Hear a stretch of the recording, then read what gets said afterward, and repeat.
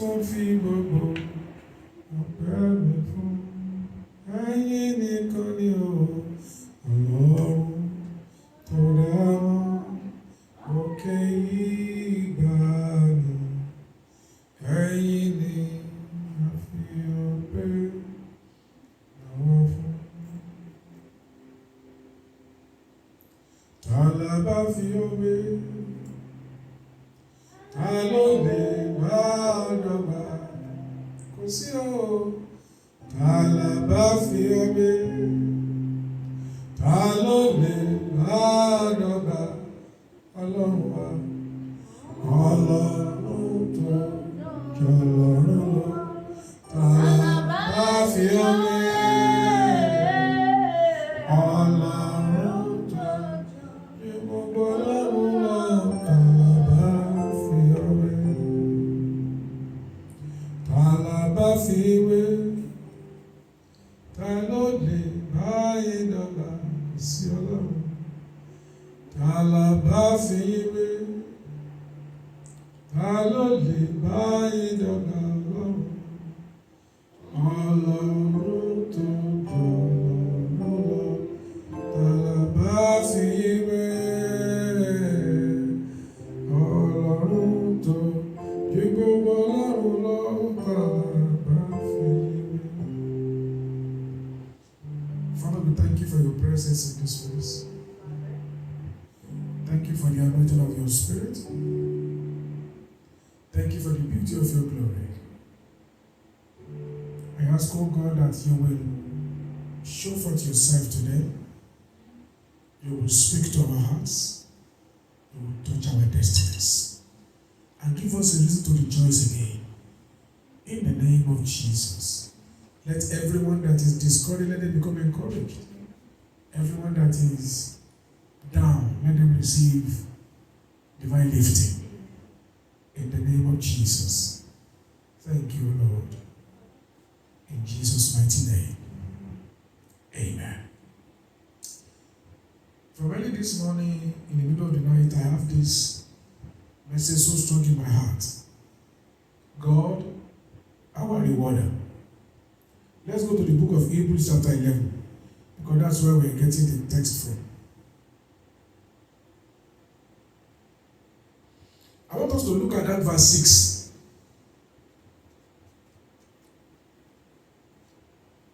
The Bible says, but without faith, it is impossible to please God. Without faith, it is impossible to please Him. And the scripture says, for anyone that comes to Him must believe that He is. Though God is a spirit, and we are living in the flesh, but the Holy Ghost is admonishing you and I that if we are going to please God, we have to convince ourselves that God exists. The Bible says, a fool saying is that there is no God. Some people are using science to say God does not exist. But I don't have time for them. I'm talking about you that have given your life to Christ. I'm talking about you that know that nothing exists except there is a creator. The Bible says the first thing that you have to do that will form a foundation for your faith is that you have to know that God exists. Anything, any thought, any philosophy, any development, any experiment that tells you that God does not exist is a ploy from the kingdom of darkness to take you away from the position where you can receive reward from God. He said, anyone that comes to God must believe that He is alive, and that He is the rewarder of them that diligently seek Him. I want to speak on those two, especially the later part. My prayer is that the Lord will reveal Himself to you and I. My prayer is that you begin to have encounter that will make it impossible for you to even doubt the existence of God. In the name of the Lord Jesus Christ. I pray that begin to receive revelations from God. You begin to receive inspirations from God. you begin to receive proof that God exists. But the Bible said that God that we are talking about is eager to reward those who seek after him. Do we seek after God? Do I seek after God? Do you seek after God? Many of us, we just think that Christianity is just going to church, paying my offering, and living the way I like. No. There is what is called seeking to find God. Jesus said, they that seek shall find. Are you seeking God? When you are seeking something, you are making diligent search. You are making conscious effort to know more about what you are looking for. You are putting in action that proves that you are looking for something. Are you hungry to experience God? Are you thirsty to experience God? Because in this our world, we are close to the end of the age, and Satan will do whatever he can to make sure that he make people to remain ceremonial Christians. Because Satan knows that it is written in the book of Revelation that since you are not hot nor cold, but you are lukewarm, Jesus said, I will spew you out of my mouth. So the devil knows that he doesn't necessarily need to make you backslide. All he needs to make you do is lukewarm. You are neither here nor there. You are a believer, but you are not committed. You claim to know God, but there's no proof of him in our lives. And that's one thing God wants us to be watchful about, so that you don't lose your reward. God is the rewarder of those who diligently seek him. Those who diligently serve God, there is reward for them. Not everybody is qualified to receive reward in the kingdom of God. Do not deceive yourself. Not everybody. Apostle Paul was speaking, he said, those who compete in a race, everybody run. He said, but only the one that get to the finishing line first receive the crown. So reward is for those who excel. Do you excel in serving God? Do I excel in serving God? Am I going beyond the level of convenience to serve God? Because you must, and you see, one of the reasons why the athletes we spend countless number of hours practicing before the event is because he believed that if he can win, there's a reward for him. As a believer also, you must be living your Christian life with the mindset that if I can serve God the way I'm supposed to serve him, there's a reward for me. Nobody served God in vain. Nobody paid price for the kingdom of God in vain. But are you one of those Christians who are looking out for reward? The Bible says our God is the rewarder of them that diligently seek him. I like us to mark that adjective, diligent. To be diligent means you concentrate on what you are doing. You refuse distractions. There are many that distract us today. Bodily pain will distract you. Financial situation will distract you. That you are looking for paper will distract you. Unnecessary overtime at work will distract you from serving God. That you are looking for husband will distract you. That you are looking for wife will distract you. Worldly friends will distract you. Satanic attack will distract you. There are many things that the devil is shooting out in these days to distract the believers. And what he's trying to do is to make sure that we move out from that realm of diligence. Because the devil knows, even though many Christians don't know, that once your diligence has become watered down, you are no more qualified for the reward. May that not be your portion, may that not be my portion. In the name of Jesus. The Bible says that anyone that comes to God must believe that he exists. And that God we are talking about is the rewarder of them that diligently seek him. So I am encouraging you today to make up your mind to seek God diligently. Apostle Paul was telling Timothy, he said, I want you to preach the gospel. When it is convenient, preach the gospel. When it is not convenient, preach the gospel. You know why? Because If you make up your mind that whether it is convenient or not, I will serve God, whether it is convenient or not, I will pay the price for the kingdom of God, then your reward will be qualified.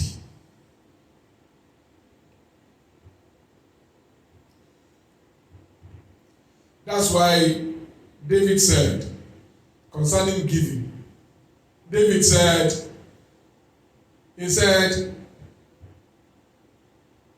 those who bear precious seed with tears, casting their seed with tears, he said they will doubtless come back with rejoicing, with harvest in their hands.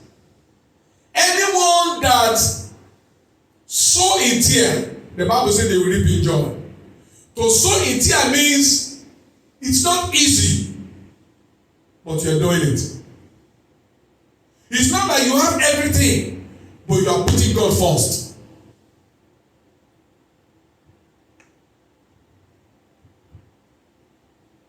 Without faith, it is impossible to please Him. For anyone that comes to God must believe, number one, that He exists, and number two, that He is a rewarder of them that diligently seek Him.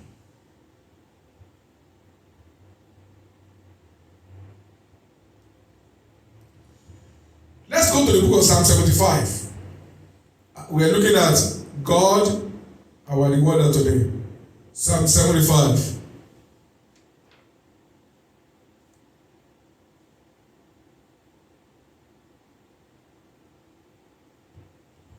Look at verse 6 and verse 7. He's talking about God. He's talking about God as our rewarder. God as our promoter. The scripture says, Psalm 75, verses 6 and 7. He said, for promotion does not come from the east or from the west, nor from the south. Verse 7 said, but God is the judge. And when you look at the responsibilities of judges in our world, the job that judges do is that judges, they acquit one person and condemn the other. Their job is to determine who is qualified to be acquitted and who is qualified to be declared guilty. And the Bible says that our God sits in the seat of the judge. And every judge has one responsibility to determine who is right and who is wrong, who is meant for reward and who is meant to be punished. And the Bible says this our God that we are talking about, the scripture makes me to know, he said, but God is the judge. He put down one and set up another. Promotion does not come from the east or from the west. It doesn't come from the south. But God is the judge. He put down one and he lifted up another.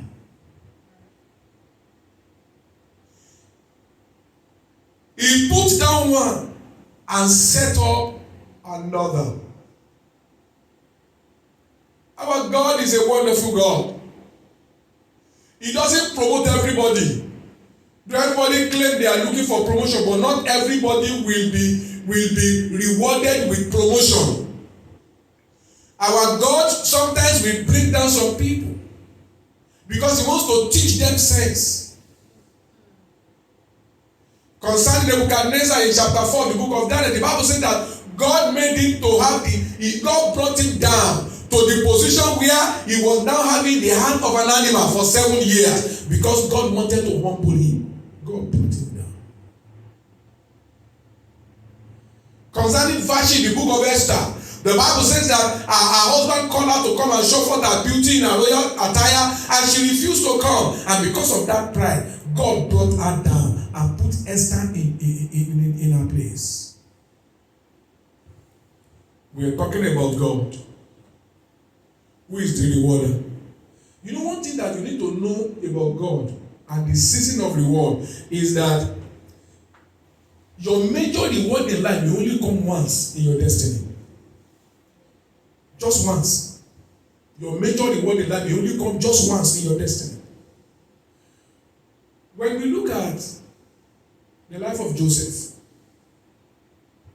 God just allowed Joseph to come before Pharaoh, and then Pharaoh became mesmerized with the interpretational grace and the gift of administration that Joseph has, and he gave him a position that never existed before, and that was the reward for the years that Joseph has been waiting to see the salvation of God. And when God gave Joseph that reward, that was it. From that one reward, he was made. Àwọn orí kan wà, àwọn ìgbéga kan tó lọ́wọ́ máa di ṣe ẹ̀ẹ̀kan ṣùgbọ́n ni once you have it like this and you are able to manage it, you are not going to remain the same. And that's the kind of reward I'm trusting God for. Because the Bible said that if you give anything for the sake of the kingdom, you will receive 100-fold in this life. That's what I believe is reward. Promotion does not come neither from the east nor from the west, nor from the south. Promotion does not come from the east or from the west, nor from the south. Promotion does not come from the east or the west, nor from the south. Promotion does not come from location. That's what that scripture is trying to make you understand. Promotion is not synonymous with location. You can be in America and you don't have promotion, and you can be in Rwanda and God will highly promote you. You can be in Iyanfororogi in a remote village and God will honor you with great wealth and prosperity. Your location does not hinder God's promotion, and your location does not enhance God's promotion. When God is trying to promote you, despite whatever is mitigating against you, when God says it is time for you to be promoted, every circumstance will agree with God. Every situation will become suspended to obey God's instruction for the world. What am I saying? Everybody must understand our God is the rewarder. Promotion is not a function of location that you are. Haven't you seen people that are citizens in this country who are living as beggars? Even people that don't have paper, they feel better than some people that have paper. That's why you don't need to compromise your faith in God because of paper. Because after you get the paper cannot do you anything. It is God's blessing that maketh rich and does not add sorrow. It is good to seek for paper, but don't seek for it at the expense of your faith in God.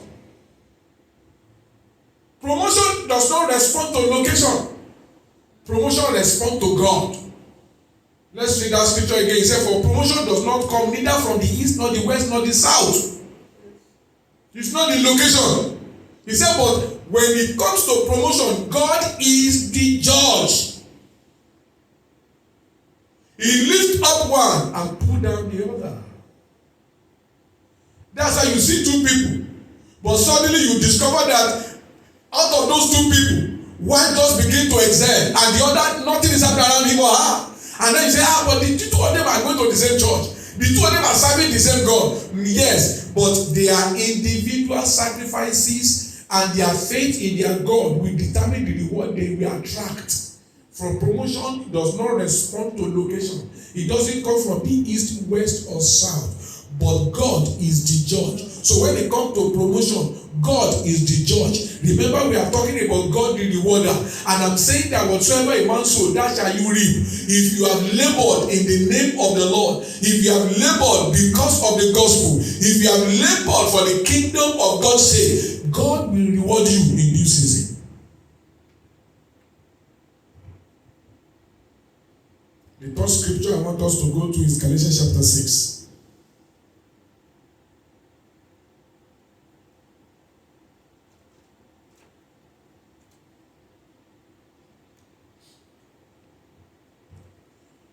When you look at Galatians chapter 5, especially from verse 19 to 23, it talks about the works of the flesh. Maybe we can go there first. Let's go to Galatians chapter 5. Let's look from verse 19 to verse 23.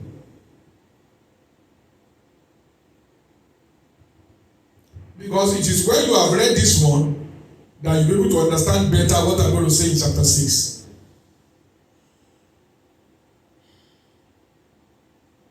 The Bible says, now the works of the flesh are manifest, which are these: adultery, fornication, uncleanness, lasciviousness, idolatry, witchcraft, hatred, variance, emulation, wrath, anger, strife,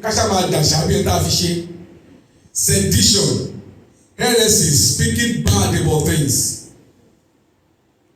envy, murder, drunkenness, reveling, and such like, of the which I tell you before, as I have also told you in the time past, that they which do such things shall not inherit the kingdom of God. So he has told us about the works of the flesh. Now let's go to the works of the Spirit, verse 22. For the fruit of the Spirit is love, joy, peace, long-suffering, gentleness, goodness, faith, meekness, temperance. Against all these things, there is no law. Let's now go to chapter 6 and read verse 7 and 8. It now says in verse 7, do not be deceived. God cannot be mocked. For whatsoever a man sow, that shall he also reap. That seems like easy. What you sow is what you reap. But what is he talking about? Verse 8. For he that sow to his flesh shall of the flesh reap corruption. In other words, anyone who is excited to live and manifest the works of the flesh, they are not ready to improve their Christian life. They used to fight and they keep fighting after being born again. Some people are thieves and they are still stealing after being born again. Some people they are always creating division. Even in the church, they are the ones that always cause trouble and they are still in the church. And the scripture says, if your attitude to life is to keep sowing division, to keep manifesting the works of the flesh, the Bible says, he that sow to the flesh shall also reap corruption. They can never improve in life. Whatever they have will become corrupted because they are living their life to please the devil. They are living their life manifesting the weapons of the devil, the weapons of sin. He said, but he that sow to the Spirit, we talk about the fruit of the Spirit. And the truth is, to manifest the fruit of the Spirit, you need to discipline yourself. Because from the time that Adam and Eve fell in the Garden of Eden, it became more difficult for man to love. That's why it is easier for someone to sin than to live for God. Because we are having a sinful flesh. Though we are born again, we are a living spirit, we have eternal life inside us, but we are living in corruptible flesh. That's why for you to bear the fruit of the Spirit must be conscious effort on your part. It must be conscious effort on my part. The Bible says, for the fruit of the Spirit, he said, anyone that sow to the Spirit shall from the Spirit reap everlasting life. You will see God in their lives. Why? Because they are sowing the right kind of seed. What kind of seed are you sowing? If you are going to reap the fruit, the reward of what you are sowing, are you sure that you are going to have everlasting peace, or you are going to have corruption? That's a question that I need to sit down and ask myself. That's a question that you need to sit down and ask yourself. What are you doing to advance the kingdom of God? What are you doing to make the work of God move forward in the hand of your pastor? What are you doing to help other believers? What are you doing to save souls that are going to hell? Because sometimes you can become so busy, so used to being a Christian that you don't know how to befriend an unbeliever and bring them to salvation. How to reach out and say, you know what, there's something better about life. There's something better about life. I want you to give your life to Christ. Because this life, you are going to die one day. And by the time you die, the next thing is the judgment of God. And anyone that does not accept the sacrifice of Jesus will end up in hellfire. It doesn't matter what you have in this life. The Bible says, what shall it profit a man if he gain the whole world and lose his own soul? Nothing you achieve in this world will go with you. Your degrees, your money, your treasure, they will never leave this earth with you. You will have to be forced to leave them to other people to enjoy them. The only thing that follows you is your decision to accept Jesus and the good works that you do after you have given your life to Jesus. All I'm saying this morning is that God is our rewarder. And God will only reward you based on what you have done for His kingdom. God will only reward you based on how you have served Him out of inconvenience. God will only count you worthy of reward when you have proved to Him that you can be trusted with more. The last scripture that I'm reading is the scripture that we had Bible reading this morning, which is Matthew 25. We see there that Jesus gave a parable of the kingdom of God. He said the master of the house is going on a far journey. And because he was going on a far journey, what did he do? He gave talents to his servants. To one he gave 5, to one he gave 2, and to one he gave 1.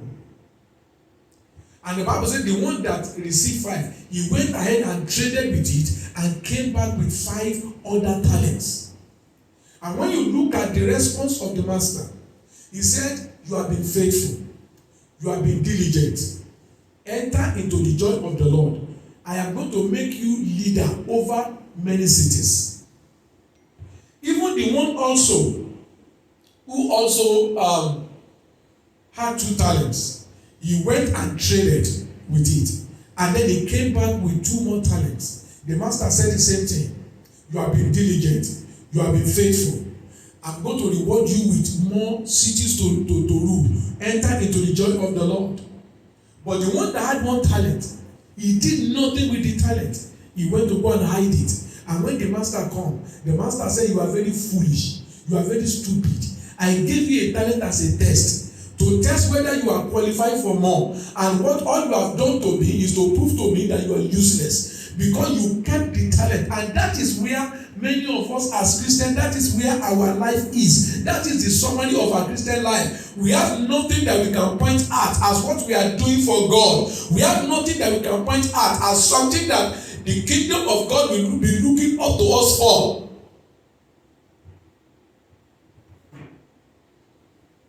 The talent are those giftings in your life. The talent are those opportunities in your destiny. And the question is, what are you doing with them? What am I doing with my own time? What am I doing with my opportunities?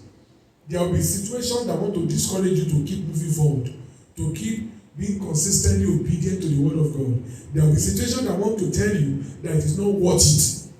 You are the one that will tell yourself, no, I will not allow the devil to stop me from doing whatever I can do to please God. Listen, when you have labored in the vineyard of God, when you have labored in the name of the Lord, you are automatically qualified for the blessings from the Lord. That's what many people don't know. When you have labored, you are qualified. A laborer is worthy of his wages. Many of us want God to bless us, but we have not labored. And the truth is, the law of the kingdom of God is that only a laborer is worthy of his wages. You come to church, everybody serve you. If you don't come to church and pastor does not call you, you become offended. In fact, some people, if pastor does not call them and some other people call them in the church, they will say nobody have called me because pastor have not called me. The question remains this: must the pastor be the one to call you? What are you doing to be a blessing to somebody else? What are you doing to make your life a blessing? Because I'm still a young man, but I'm beginning to reflect on life, and I'm saying to myself, I only wish I can rewind my life to 20 years ago. Maybe there are some things I will do differently. I have not lived a reckless life, as it were, from the time I gave my life to Christ. But I was saying maybe I would have done better. Maybe I would have done certain things better. So when I see people today, and I see the way they are just living their life lackadaisically, they are not serious for God, I tell myself, especially young ones, I said, if only they know that they will grow older, and that as they grow older, they cannot come back to correct these mistakes. I'm not ashamed of the way I've lived for God. I did my best. But I'm only saying, maybe I would have taken better decisions. Maybe I would have made more opportunities count. From the time I gave my life to Christ, I've been a giver. I don't default in my tithe. It's not a matter of debate. It's not something that is subject to debate or consideration. I have always decided in my heart I'm going to be a giver for the kingdom of God. I've always been someone that is supporting the work of God, even though I'm a servant of God. Even before I became a servant of God, when I finished school, and I just have this body, to be writing to the brothers and sisters that were together in the school at that time at the fellowship. I got all their mailing address before we left school. And then even though I don't have money, the small money that I have, I will use it to, I will write, it's just like me writing a epistle. I will just write. I will write maybe 2 pages, 3 pages. There's a particular brother in our church at that time, Rashola. I will give him to help me do the photocopy. He will did mass photocopy and bring it for me. So I will go to the post office with my money. I will buy stamp, and I will begin to fold these things out, and I will begin to put them inside envelope. I will put this stamp and sending them out. And I've always been someone that always loves to share the gospel with people. I've not really done too bad, but I'm just saying, those of us who are younger, take advantage of every opportunity you have now to serve God. A time will come that you will not be able to do as much. Listen to me. If you say, hey, I don't have enough money, that's why I am not faithful to God in my tithing. Let me tell you, you will live all your life, you will never have enough money. There will always be responsibility. No, when they increase my salary, let me tell you from experience, once your salary increase, whether you know it or not, your expenses will increase. More people will be coming to you to ask for money. There are some things that are not appealing to you now because you don't have money. When you begin to have more income, it is then your mind, your eyes begin to open to those things. Maybe they are better shoes. Maybe they are more customized telephone. Maybe you want to customize your Bible. Maybe you want to buy some clothes. Maybe you want to join some clubs. It is then your mind begin to open. And each of those decisions will be taking your money. So as you grow older, you will still discover you don't have enough. So, as someone who have served God for almost 30 years, I will tell you, don't wait for a convenient time to serve God. I believe that I am qualified for certain reward now. Because the Bible said that he that go forth with tears, bearing precious seed, will come back with harvest in his hand. Have you served God out of sacrifice?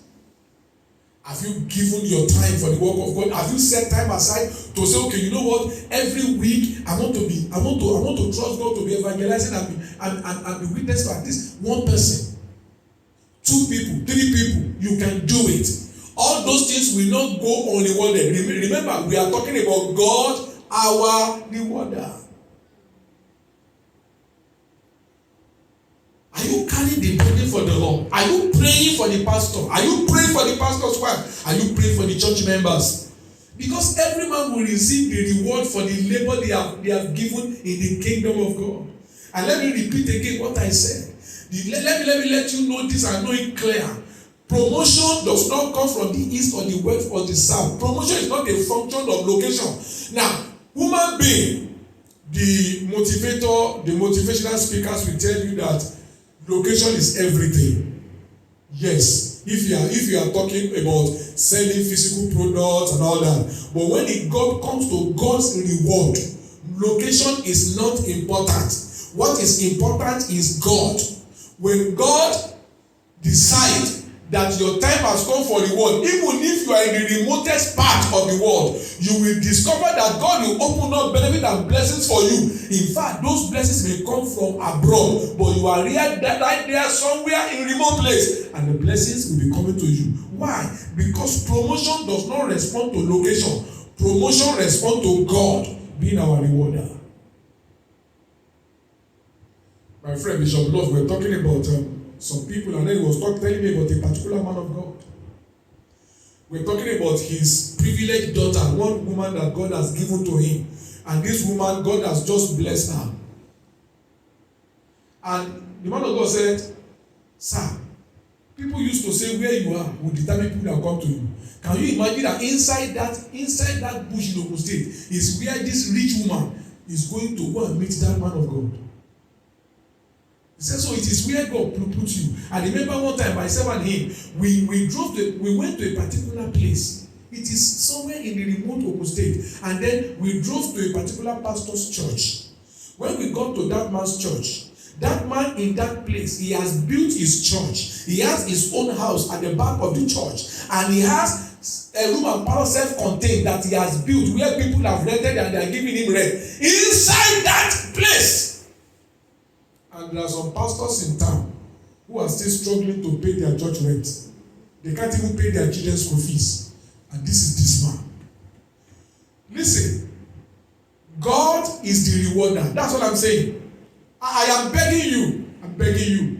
I want you to consider this thing I'm saying very seriously. God is the rewarder. And God's reward has nothing to do with location. If you are not in the right place, God will move you to where your breakthrough is waiting for you. But don't let anybody tell you that where you are is not suitable for your blessing. The blessing will locate you there. Somebody will dream of you. You will meet someone online. Somebody will say something. You will read something through radio. You will read through newspaper. You will hear an information. You will take steps. And what others are running after will come to you. God, our rewarder. That's what he asked me to tell you today. That the best thing you can do in life is to see God as your rewarder. I made up my mind a long time ago never to try and please anybody again. Because I've come to discover, no matter what you do, they will say, what has he done?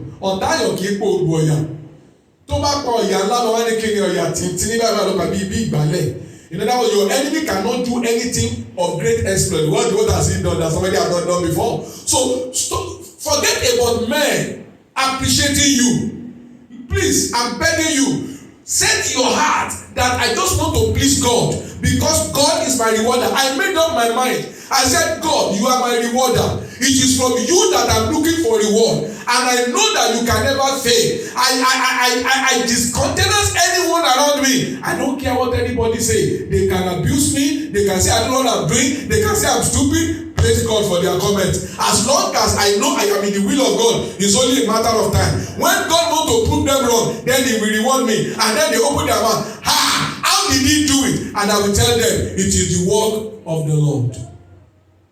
Because whatever the Lord does shall be forever. Reward that last come from God. They are not the petrol reward. They are not the gas reward. If you are in America watching me right now, they are not the one that the fire will just go vra vra vra vra and then it goes down. No. And when you know that there are some fire that are the product of atupa. You know those red oil. When they turn it on, it will just be burning. It will be burning. It will be burning, and it will stay there for a long time because the oil, as it burns, the oil will be getting, melting again and producing more oil. And that's what it means when God blesses a man. I am trusting the Lord for my life. And I'm also trusting the Lord for you, that God will bring into your life the reward that will last your lifetime and last your children and your generations to come. In the name of the Lord Jesus Christ. God rewarded Joseph. God just rewarded him and make him to find favor before Pharaoh. Pharaoh then ṣe ọ̀rọ̀ sọ, I make you, and you know the word of a king is filled with power. He said, I make you prime minister. And from that time, he said, by your word that the whole land of Egypt will be ruled. I'm only higher than you on the throne. That is the reward that Joseph needed. And because of that, his brothers who hated him, they came back to bow down. His father who had given up hope, he came back to enjoy from it. Generation that were yet on board, they enjoyed from it. It was just one reward that God gave to Esther. I don't know what his father has done, but God just looked on Esther and said, I'm going to reward this young lady. And the Bible said to me that the virgin misbehaved. And they said all virgins must be brought in and be put in training and for treatment for 3 months. And after the period, each of them should go into the king. As soon as the king saw Esther, the Bible said the king said, wow, this is what I'm looking for. That was the reward. Mordecai has been an advocate for the Jew in a foreign land. Mordecai has been a gate man in a foreign land. But Mordecai had a good heart, because when some people were planning to kill the king, Mordecai thought to himself, I may not be privileged to come from royal lineage, but I'm not going to conspire and agree with those who are going to do harm to the king. And Mordecai went to go and reveal the secret. And by the information he gave, the king's life was saved. And a time came that God wanted to because God wants to reward you. God can promote some people who he has positioned around you. And when they are promoted, God will promote them for your sake. That's what God did. God promoted Esther because God knows that through Esther, Mordecai will become promoted. And Mordecai became prime minister. From gate man to prime minister, it can only be God. Yes. I mean, the man that doesn't have paper can only be God. Can only be God. You are next for supernatural promotion. Amen. I said we are next for supernatural promotion. Amen. In the mighty name of Jesus. Amen. God is our rewarder. I want to focus on him. When the going gets tough, keep sowing the seed. When it's not convenient, keep sowing the seed. When it is convenient, keep sowing the seed. Keep doing what you are expected to do. You know why? God will reward you. Ọlọ́run kì í gbàgbé.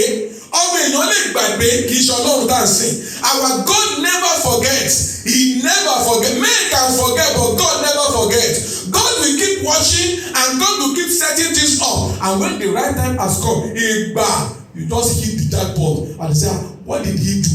It's not what he do now. It's what he has been doing before. Don't decide láti rántí. It's time for God to remember you. It's time for God to remember me. In the mighty name of Jesus. Open your mouth and begin to give God praise. Intazita na uzekeke. Shatakata diga balo namaya. Infafaru robozuntama. Inkatole nekeseha. Shantaduka baro nama. Mendegele borarokata.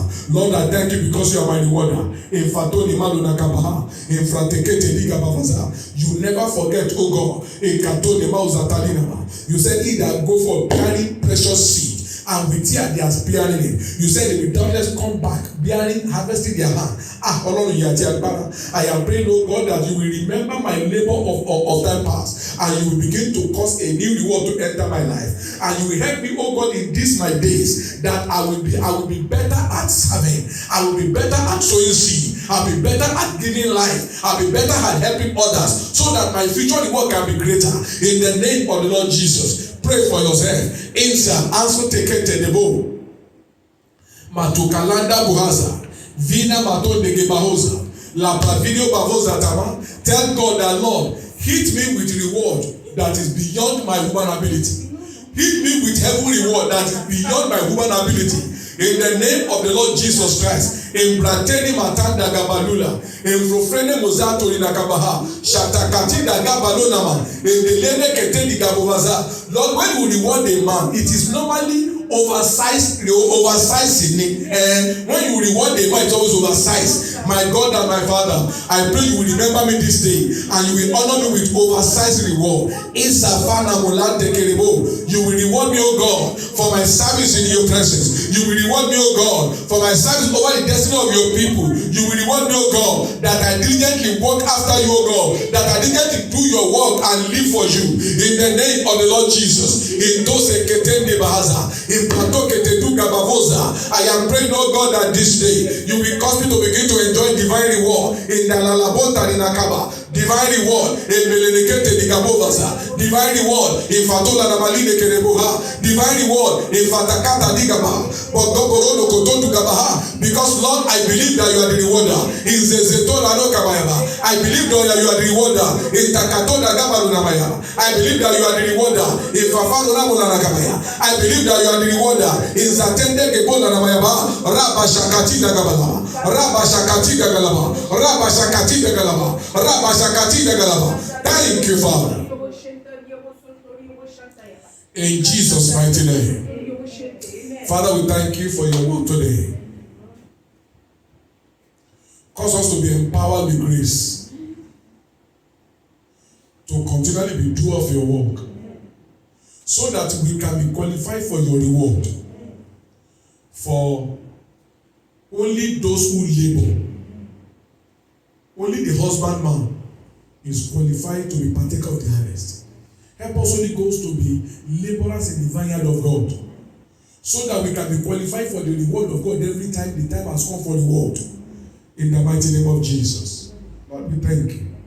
Thank you for this day. Blessed be your name. In Jesus' mighty name we have prayed. Amen. God bless you. It's time for us to give our tithes.